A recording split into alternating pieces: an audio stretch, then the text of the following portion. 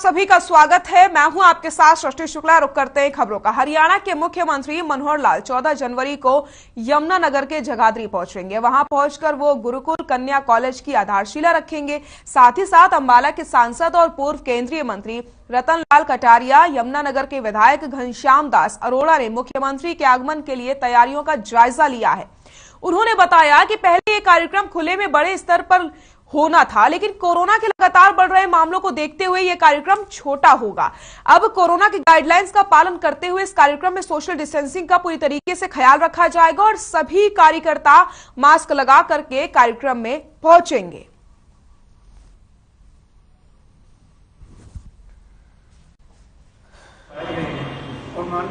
घनश्याम दास अरोड़ा जी के साथ अपने जिला के अध्यक्ष सप्रा जी के साथ और पार्टी के कार्यकर्ताओं के साथ आज इस पैलेस में जो मुख्यमंत्री जी 14 तारीख को आ रहे हैं उसकी तैयारियों का जायजा लेने के लिए मैं यहाँ पर अभी आया हूँ कि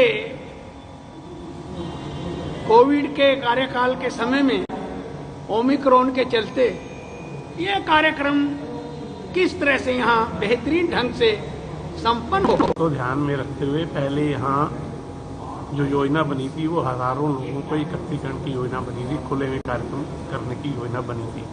पर हमारे माननीय मुख्यमंत्री जी कोविड नियमों के अनुरूप उनका पालन करते हुए आएंगे। इस गुप्ता पैलेस में हम 14 तारीख को कार्यक्रम करने जा रहे हैं और कोविड नियमों का पालन करते हुए मास्क लगाकर आएंगे लोग, सैनिटाइजर का प्रयोग करेंगे और जो उचित दूरी है वो बनाकर रखेंगे। और उसकी व्यवस्था के लिए आज श्रीमान रतन लाल जी कटारिया, हमारे माननीय जिलाध्यक्ष श्री राजेश सप्रा जी, यहाँ की पार्षद श्रीमती प्रीति जौहर जी, हम इस सारी व्यवस्था को देखने के लिए और जो हमारे कार्यकर्ता व्यवस्था में लगे हुए हैं उनको उचित मार्गदर्शन देने के लिए हम यहाँ पर सबको मानते हुए।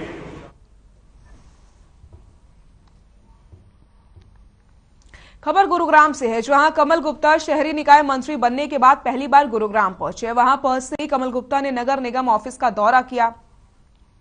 वहीं ऑफिस में अचानक पहुंचकर वहां का निरीक्षण किया तो मौके पर कुछ अधिकारी और कर्मचारी अनुपस्थित मिले, जिसके चलते उन्होंने उनके खिलाफ कार्रवाई करने के आदेश जारी कर दिए। हालांकि नगर निगम दफ्तर का दौरा करने का मंत्री कमल गुप्ता का कोई प्लान नहीं था, लेकिन अचानक से उन्होंने ऑफिस में पहुंचकर हड़कंप मचा दिया। मौके पर मंत्री कमल गुप्ता के पहुंचते ही तमाम अधिकारी और कर्मचारी अपने काम में जुट जाते हैं।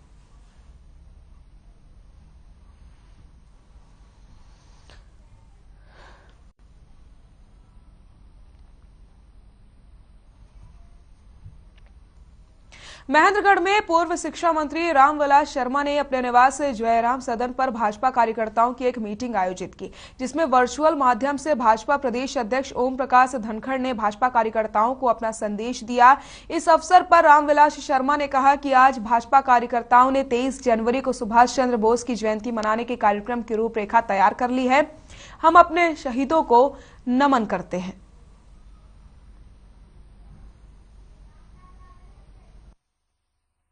हमारे प्रदेश के माननीय अध्यक्ष श्री ओम प्रकाश जी धनखड़ जिले में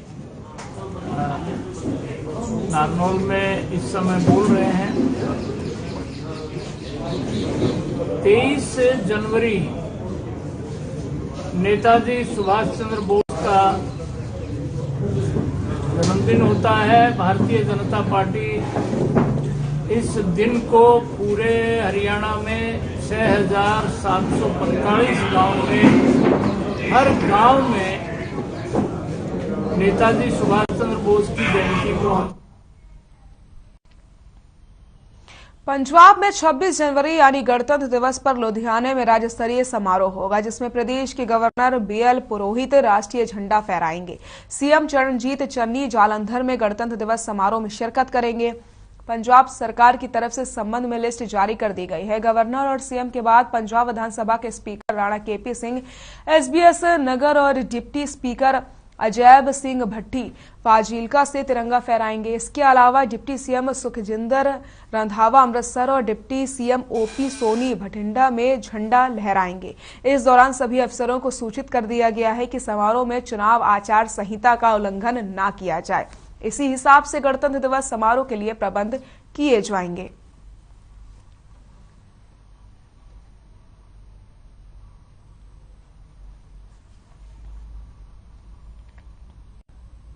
कोरोना संक्रमण फैलाव को रोकने के दृष्टिगत हरियाणा सरकार की ओर से रेवाड़ी जिले को भी ग्रुप ए श्रेणी में रखते हुए नई कोविड गाइडलाइंस निर्धारित करके मजबूत सुरक्षा चक्र तैयार किया जा रहा है। हरियाणा राज्य आपदा प्रबंधन प्राधिकरण के चेयरमैन और मुख्य सचिव हरियाणा सरकार की ओर से महामारी अलर्ट सुरक्षित हरियाणा के लिए नए आदेश जारी करते हुए नियमों का पालन 19 जनवरी सुबह 5 बजे तक प्रभावी रखने के आदेश दिए गए। सरकार की ओर से जारी नए आदेश के तहत कोरोना संक्रमण फैलाव के मद्देनजर स्वास्थ्य सुरक्षा को देखते हुए अब रेवाड़ी जिले को भी ग्रुप ए श्रेणी में शामिल कर दिया गया। उक्त ए श्रेणी में आने के साथ ही अब रेवाड़ी जिला दूध और दवाओं की दुकानों को छोड़ करके बाकी सभी दुकानों और बाजार प्रतिदिन शाम 6 बजे तक ही खुल सकते हैं। इन नियमों की कोई भी अवहेलना करता है तो उस पर 5,000 रुपए का जुर्माना होगा। आज शाम 6 बजे के बाद जिन दुकानदारों ने अपने प्रतिष्ठान बंद नहीं किए उनके चालान भी काटे जाएंगे।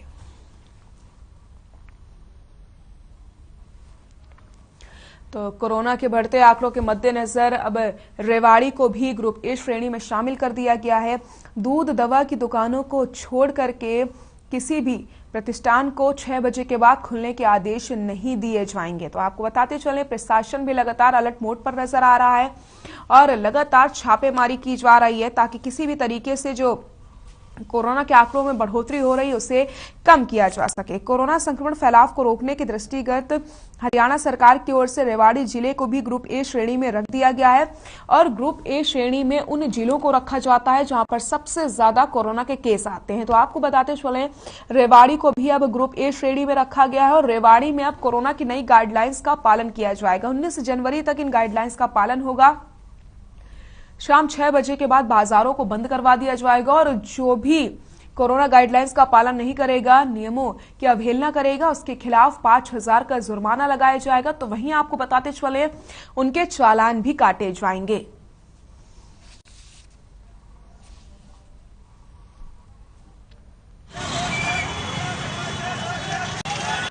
सरकार व जिला प्रशासन के आदेशों अनुसार शाम तो 6 बजे तक दुकान खोलने के आदेश थे। उसके बाद हमने नगर परिषद की ओर से 11 टीमों का गठन किया। हर एक 11 रोड मेन रोडों तो एक कर्मचारी को बांटा गया। सभी थाना प्रमुखों को हमने इस बारे में लेटर लिखा कि आप भी हमारा सहयोग करिए और हमने सारी मार्केट को पर्सनली मैं और मेरी टीम ने जाके हर एक दुकान वालों से 6 बजे तक बंद करवा दिया गया। कुछ दुकानें वाले थे उनको भी धीरे धीरे समझाया गया। आज फर्स्ट डे था, जनता का सहयोग। चरखी दादरी के भदवाना गांव में स्थित सर्व हरियाणा ग्रामीण बैंक में ओमिक्रॉन वायरस से बचने के लिए बैंक में आने जाने सभी लोगों को मास्क लगाने और सामाजिक दूरी का विशेष ध्यान रखने के लिए जागरूक किया गया।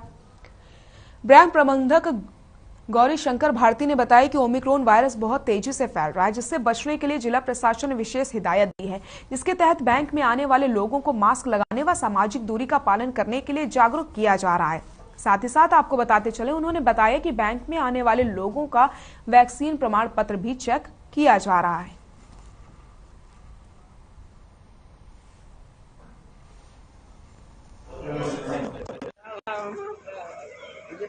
कस्टमर आ रहे हैं हमारे पास, उनका सबके जो है ना दोनों सर्टिफिकेट जांच कर रहे हैं। डिस्टेंसिंग, सोशल डिस्टेंसिंग का पूरा पालन कर रहे हैं और अपना सही 1 गज की दूरी बना के रखते हैं और बिना मास्क के और जो है एंटर ही नहीं करने दे रहे हैं। हमने बैठाया हुआ वहाँ पे, वो एंटर करता है, जो भी आता है वो एंटर करने के बाद ही एंटर करता है। यमुनानगर में भी कोरोना का कहर जारी है। कोरोना के बढ़ते मामलों के बीच आपको बताते चलें, 5 मेडिकल अफसर और आयुष विभाग के 2 डॉक्टर भी कोरोना पॉजिटिव पाए गए हैं। यमुनानगर में कोरोना पॉजिटिविटी एक्टिव केसों की जो संख्या है वो 319 पहुंच गई है। इनमें से 278 लोगों को होम आइसोलेशन में रखा गया है, जबकि 41 लोग यमुनानगर के विभिन्न अस्पतालों में भर्ती करवाए गए हैं। यमुनानगर के सीएमओ डॉक्टर विजय दहिया का कहना है कि अभी कोरोना के केस बढ़ रहे हैं, इसलिए सीनियर सिटीजन को घर से निकलना नुकसानदेह हो सकता है। उन्होंने बताया कि यमुनानगर जिले में 95% लोगों को पहली डोज और 68% लोगों को दूसरी डोज लग चुकी है, जबकि 15 से 18 वर्ष के 50% युवाओं को डोज लग चुकी है। इन्होंने सब अभी 5 डॉक्टर हैं मेडिकल ऑफिसर जिनको की कोविड की रिपोर्ट जिनकी पॉजिटिव आई है, और इसी तरह से 2 डॉक्टर आयुष विभाग के हैं जो सिविल हॉस्पिटल में कार्यरत हैं। उनकी भी रिपोर्ट जो है कोविड की पॉजिटिव आई है, तो वो भी आइसोलेशन पीरियड में आइसोलेशन में है। ये जो है ताजा स्थिति है जिले में जो डॉक्टर्स को और स्टाफ को लेकर कोविड।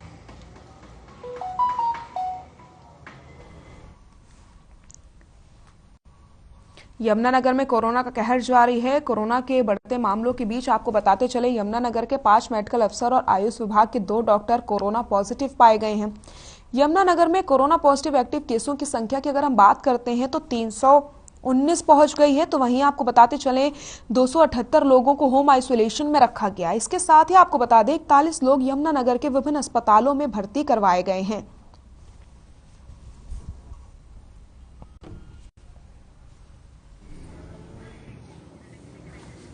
अभी 5 डॉक्टर। खबर भिवानी से है, जहां कोरोना के बढ़ते प्रकोप को देखते हुए स्वास्थ्य विभाग ने एम्बुलेंस पर ड्राइवरों की कमी को देखते हुए 31 ड्राइवरों की मांग करी थी। रोडवेज विभाग ने भी 24 घंटे में एम्बुलेंस सेवा के लिए 31 ड्राइवर स्वास्थ्य विभाग को दे दिए। अब ये 31 ड्राइवर प्रतिदिन स्वास्थ्य विभाग की एम्बुलेंस को चलाएंगे और मरीजों को हॉस्पिटल पहुंचाएंगे। रोडवेज विभाग ने अपने ड्राइवरों से इस बारे में जानकारी हासिल की तो रोडवेज विभाग की एम्बुलेंस सेवा देने के लिए तैयार हो गए। वहीं विभाग के टीएम भरत परमार ने बताया कि 31 ड्राइवर स्वास्थ्य विभाग को सौंप दिए गए हैं। एक एम्बुलेंस पर 3 ड्राइवर रखे जाएंगे ताकि 24 घंटे वो ड्यूटी कर सके।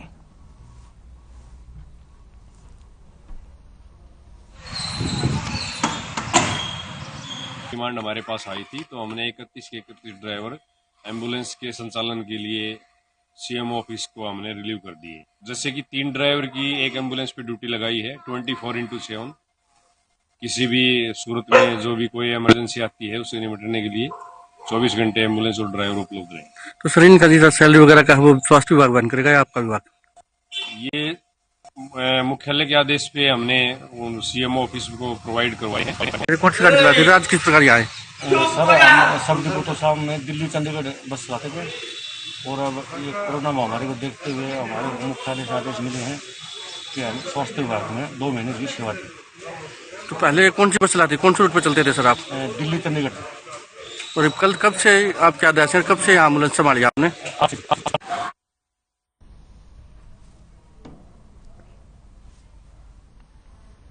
और यहां रुकते हैं एक छोटे से ब्रेक के लिए, जल्द हाजिर होते हैं।